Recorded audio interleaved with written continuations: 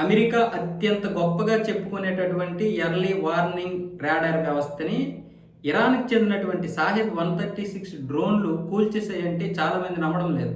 అంటే ఇరాన్ అంటే అమెరికా ఊహించలేకపోవచ్చు సాహెద్ డ్రోన్లు ఏంటి, మా యొక్క రాడార్ వ్యవస్థను కూల్చడం ఏంటని.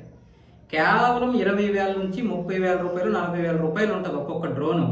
ఒక్కసారిగా 150 డ్రోన్లను ఉపయోగించడం వల్ల ఈ యొక్క రాడార్ వ్యవస్థ ఏదైతే ఉందో, ఖతర్లో ఉన్నటువంటి ఈ రాడార్ వ్యవస్థ దగ్గర దగ్గర $1.1 బిలియన్ విలువ చేసినటువంటి దీన్ని మొత్తం నాశనం చేసేసాయి. ఇక్కడ రాడార్ వ్యవస్థ యాక్టివేట్ అయ్యింది కానీ కేవలం 12 డ్రోన్లను మాత్రమే కూల్చింది.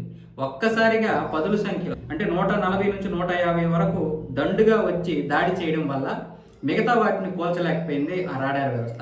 దాంతో మొత్తం ఆ ఎర్లీ వార్నింగ్ రాడార్ వ్యవస్థని నాశనం చేసేసాయి.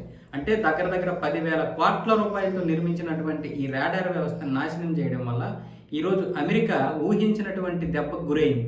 ఈ విషయాన్ని ఇప్పుడు అమెరికా అధికారులే మదనం చేసుకుంటూ ఇంత పెద్ద దెబ్బ ఇరాన్ ఎలా కొట్టగలిగింది అనే దానికంటే మనం ఈ యొక్క దెబ్బని ఎందుకు ఆపలేకపోయాము అన్న విషయంలో ఇప్పుడు అమెరికా డిఫెన్స్లో పడిపోయింది. వాళ్ళలో మదనం ఏంటంటే ఇదే, వాళ్ళు మన మీద దెబ్బ కొట్టడం కాదు, మనం ఆ దెబ్బని ఎందుకు ఆపలేకపోయాం, మన దగ్గర ఆ వ్యవస్థ ఎందుకు లేదు. వాస్తవం ఏంటంటే ఈ సాహెద్ 136 యొక్క డ్రోన్లు కేవలం రివర్స్ ఇంజనీరింగ్తో తయారు చేసింది. ఏవైతే డ్రోన్లని అమెరికా ఉక్రెయిన్ కోసం పంపించిందో, ఉక్రెయిన్ రష్యా మీద ప్రయోగిస్తే ఆ ప్రయోగించినటువంటి డ్రోన్లని రష్యా ఏం చేసింది, ఇరాన్కి పంపించింది. మీరు రివర్స్ ఇంజనీరింగ్ చేసుకోండి, మీకు చాలా ఉపయోగపడుతుంది, పైగా ఇవి చాలా తక్కువకి అయిపోతాయని.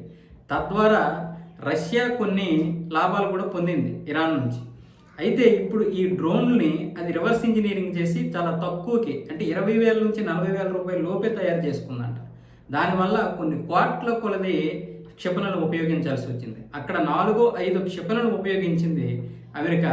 పైగా అవి ఒక్కొక్కటి 16 కోట్ల విలువ చేసేటటువంటివి. ఇవేమొచ్చేసి కేవలం 30,000-40,000 రూపాయలు. ఇంత పెద్ద డబ్బు నష్టమైపోయింది.